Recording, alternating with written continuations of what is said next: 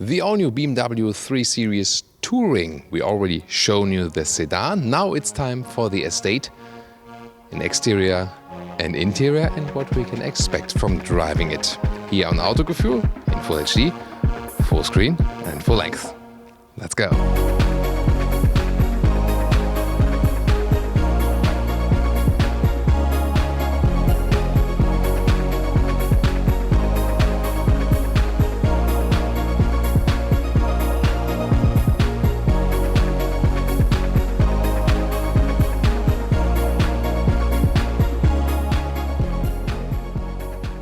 In the front we can see that if you compare it to the predecessor, the BMW double kidney is now wider and bigger overall.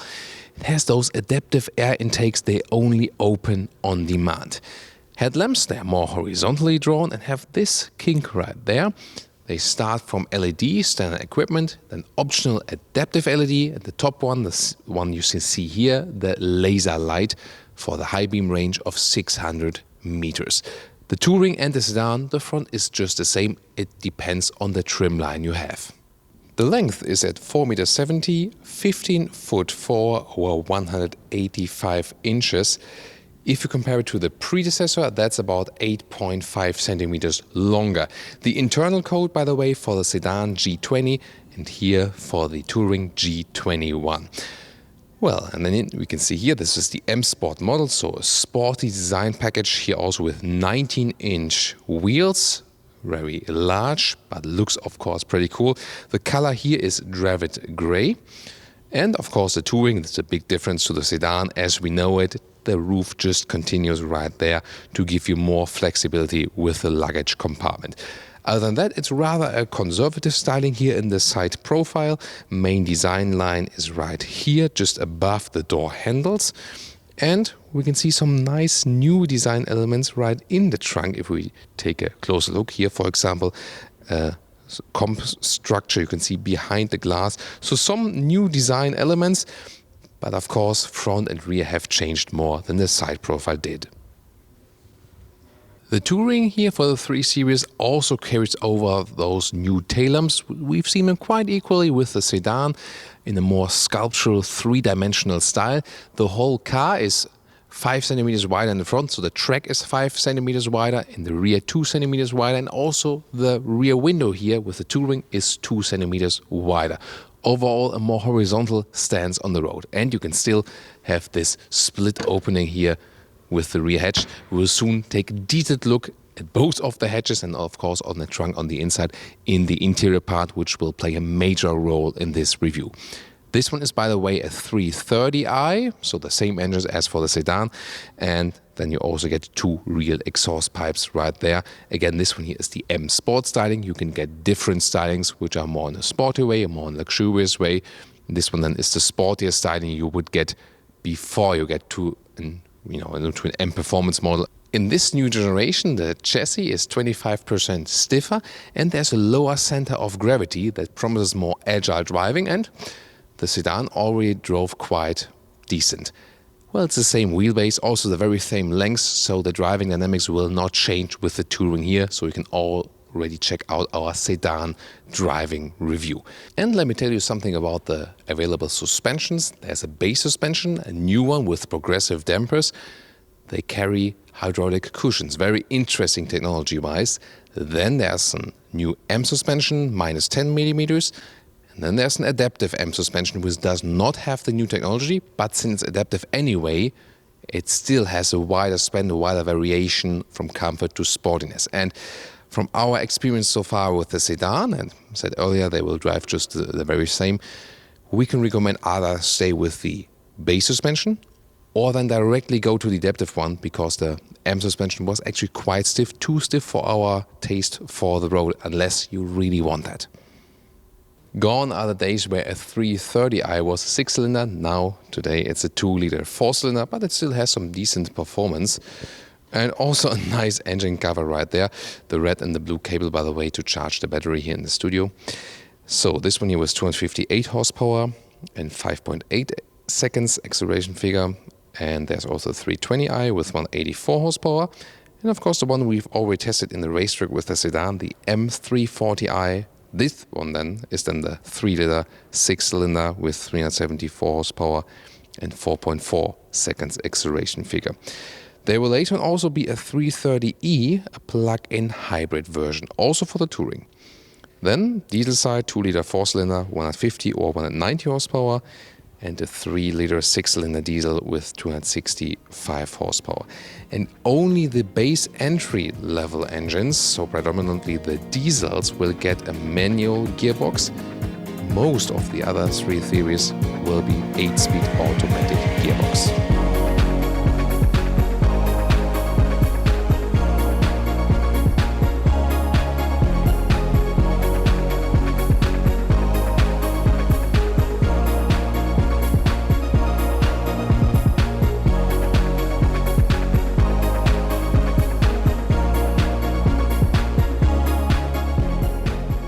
Let's check out the interior together. First of all, door closing sound. That's quite solid. Nice. So, and then inside of the doors, the top part here is soft touch already. This one anyway. Then Hofmeister kink design element also at the door handles, galvanized buttons at the inside of the door, and then the beautiful LED ambient light right there, and also leaves some spot there for bigger bottles at the inside of the doors. Also inside here the M Sport model. Then you also get this M steering wheel, for example, digital instruments. We'll soon take a detailed look at that. And then seats, you also get base seats. They're a little bit more open. Here with the M Sport, you get the sport seats. They have bigger bolsters right there.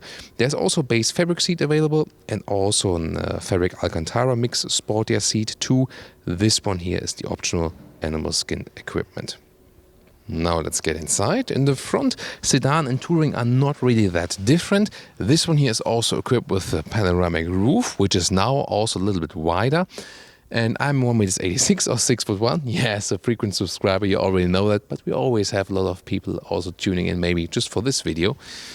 Then it still leaves some headroom right there. If you want more headroom, you would go without the panoramic roof. You can choose. Steering wheel can be adjusted like this, manual up and down, pretty easy process too.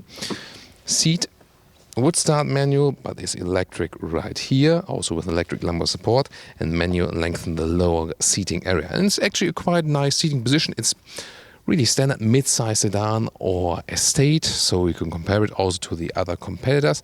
And indeed, if you're a little bit taller like me, then you do feel a comfort difference if you compare a compact segment to a mid-size segment, then you still will get a little bit more comfort in those cars here. Now the interior overview, I think very well integrated here with the screen also, and it is mirrored in a symmetrical form in the lower end. Nice matte wood is being used here as surfaces, so it doesn't leave fingerprints, feels natural, looks natural. I would go for that in this case, really cool. Also nice, resonates with the beige interior here. And it's important that it's black on the top part, because that one then doesn't give you those reflections. Soft touch here again. The climate unit is still separated, like that. It's easier to control while driving, but when the engine is running, you can also, for example, use the voice control to set the temperature. That's also possible. The base setup would be 8.8 inch here on the right, smaller screen. This one, the optional 10.25 inch. And on the left side, you start with a smaller 5.7 inch screen with analog instruments. And this one then is the optional 12.5 inch digital instrument. Soon also more details to that. The build quality is quite cool. So for example, some metal knurling around the knob right here. And we can also focus a little bit more on the infotainment system right soon. Just let me finish the interior right here in the lower part. You can press this one open. Nice sliding process. Then with the inductive charging pad for your phone, USB supply, some adaptive cup holders. We also have the key right here. The M Sport version, it also has those M colors at the side. Then this automatic shifting lever in the new form. Pull it backwards to put in the drive gear.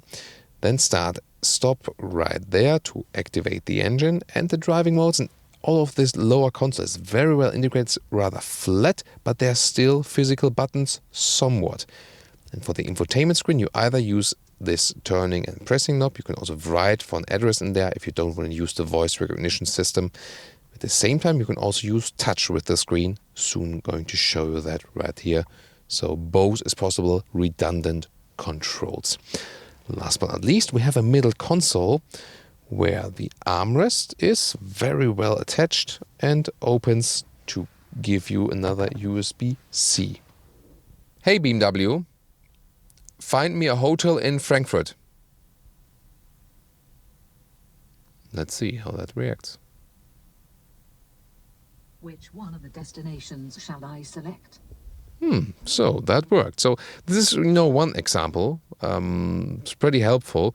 And you don't have to wait for this, how can I help you? You can directly speak what you want after you've done like this, hey BMW, or you can select a separate name for that, how you want to call your car, or maybe the name of your wife or something. You can also set that. And you can also use the steering wheel button. Then you can also start with the voice input. So that's all possible. And sometimes when we do the reviews and tell you something about BMW in the interior, the system also goes on because it thinks I would be talking to it. Then also touch for the GPS, pretty fast. It always depends, of course, a little bit also on the web connection, but that's really helpful. And then for car settings, nice visualization in the vehicle color here, for example. And you can have some sport displays. I like those when I do the reviews with G-force meter and so on. But I always like to use just the hotkeys, maybe while driving, not using the touchscreen. Phone connection, we have Bluetooth or also Apple CarPlay. Then that one is also wireless. They've cleaned up this whole software, 7.0, the new software system they got there, and it's way easier to control than the previous versions. So we started the engine for you, that you can see more of the digital instruments. Those ones again optional, you can still go for those rather analog ones. Left side speed, right side RPM, going counterclockwise, and that leaves some space on the inside, for example here, for GPS view right there in the middle part of the screen. And I really like the optional head-up displays by BMW. It's very clear to read and you can keep your line of sight right there on the road. So I think it's always a very good option. However, you always have to pay attention not to make it too expensive, because with all those options, 3 Series, just like the competitor C-Class and A4, really get very expensive. Total, this new panoramic roof is a little bit wider than before, 2 centimeters, and you can really see length and width-wise, it really goes all over the vehicle, and especially the rear passengers will profit from that. And you can open it. I feel that this process, how it opens, is a little bit smoother than before, and wow, this really leaves a lot of light in the interior. It's probably among the biggest ones I've seen here in this mid-size segment as for the panoramic roof. Now the rear compartment. First take a look. And this beige style is really cool, brings so much light in the interior. I wish that would also be available in SensorTech. So, but you already see there's not too much room in the leg compartment. But here, soft touch also at the back part of the doors, by the way. And also this ambient lighting strip is right here in the rear. There we go. So, the 3 Series does not have the best package. You can see it does fit with 4 adults right there, knee room wise, but there are definitely also smaller cars which have the same amount of legroom or even more. Then again, this one here, the Touring, had the panoramic roof. So on the one hand, because it's Touring, you have more headroom than in the sedan with 1 with 86 or 6 with 1. That's totally okay. However, that was also somewhat okay in the sedan, because they built also the rear part in a very clever way. You would have more headroom here if you would leave out the panoramic roof. But you can see even with panoramic roof, you can sit here with 4 adults. And, it's actually quite okay.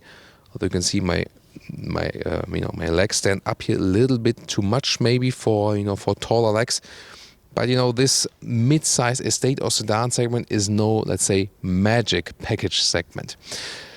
Other than that, you have ISOFIX at the outside parts of the seats each for the child seats. Then you can use a ski hatch here with this middle part of the seat. Also got some cup holders right there. And then you can also get, it's really a little bit complicated with the legs here in the rear. Huge middle tunnel, of course, because it has also all-wheel drive, potentially, depending on the engine you pick. Then 2 USB-C devices right there, and you can also get a seat heating for the rear seats. That's, again, an option. So let's say you're going on holiday and you put all the clutter in the trunk and you build it from low to high, and then maybe you want to put something on top. Then you can open this separate one here, the separate glass on top. That's, you know, somewhat special to the 3 Series Touring, has been also over the last generations. Then you can, again, access it right here. Of course, there's a high sill then, yes. And then you can already see one interesting feature right there, those rubber pads. It's just an option that's about 350 euros with the, you know, together with some other equipment to sort the trunk a little bit better. And it stays like this at first, and you can slide things over it. I mean, it's already somewhat sticky with the rubber pads, but then when you actually start the engine or just close the trunk, that's already happening right there. So when you're driving, then it goes up, and we have an image there with a glass of water where you can see it a little bit better, because it's hard to see. You rather feel then how this stuff gets a little bit stiffer. You could see the glass moving just a little bit, but very interesting. So it shall prevent the luggage from sliding all over the place. And we always have that problem indeed when we have some camera equipment or like cabin trolleys inside there. So really looking forward how that one plays out. It's also a feature that was introduced with the all-new BMW X5. So let's close this glass again. And the electric tailgate is standard equipment. Good to have that one. Here we go. And by the way, some of the parts here are still pre-production, so the surfaces here will be a little bit different in the final model. Then for storage, for example, for an additional net, if you want to, you know, go with dog or so, or the cover of the trunk, we have removed it at the moment, and you can see the full capacity. It's 500 to the maximum of 1,500 liters if we soon flip the seats. You can either just have a function that you can release them, or there's also a function with an electric function, and in this case then they would be just sliding on their own. But you can also just do it here like this. And let me also get the stick for the measuring, and that's the normal length here up to the end of the trunk is almost a meter in length. Then between those wheel arches here, that's a little close, so that's just about 93 centimeters, just in the very front area here, like this one. This is then 1 meter 25. So, but this one here is indeed somewhat limited. And then if you want to load through longer things, again, also the ski hatch here is available. Then you're, of course, a little bit more flexible as for that. And that is then here to the seat as I would be driving. Almost 1 meter 80. And then let me push the last seat that we can have full loading setup here for you. And of course, biggest advantage if you compare it to the sedan is that you can load in and out things way easier. And of course, you're also better here as for the height, because that's at the minimum of 40 centimeters. And then when you go to the higher part right here, this one then almost, well, a little bit more than 70 centimeters. And that is, of course, you know, way better than with the sedan. The liter figure is just a little bit higher than in the sedan. But of course, the practical stuff, you know, from everyday driving life, that's also one of the reasons why in Europe in general, most people go for the touring. If you know, they just prefer it over the sedan. And if you think about, you know, markets like Germany or UK, 2/3 of all 3 Series sales, they are actually here with the touring. In Italy, even more so far, there were 3/4 of, you know, 3 Series were touring and not the sedan. Well, but sadly, they do not sell it anymore in the US now in the new generation. They didn't sell it too much. A couple of, you know, guys also in the US went for it, but actually not as much as in Europe. Sedan definitely more in a favorite of the US customers. However, do you agree with that, or would you like to see the touring again in the US? And also tell us in the comments. And now our conclusion for today with the BMW 3 Series Touring. Well, it has a wider stance on the road just from the visual aspect, but it's not too different from the outgoing model. More definitely has happened in the interior, both for the sedan and for the touring, especially with this infotainment system upgrade. And the voice input is one of the most important things, especially, it's way easier to put in the destinations, for example. Then again, only if you go for the high spec of this infotainment system. The build quality has been upgraded. That's also one of the most significant changes. The touring here still has the advantage that you're just more flexible with the trunk. So, even if you would prefer the sedan just visual-wise, the touring makes more sense in any case.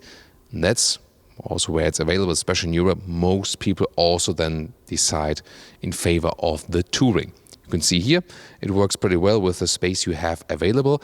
Just the legroom here in the rear, it's quite normal for the premium mid-size segment that it's not that ample, so it's not especially bad if you compare it to the competitors.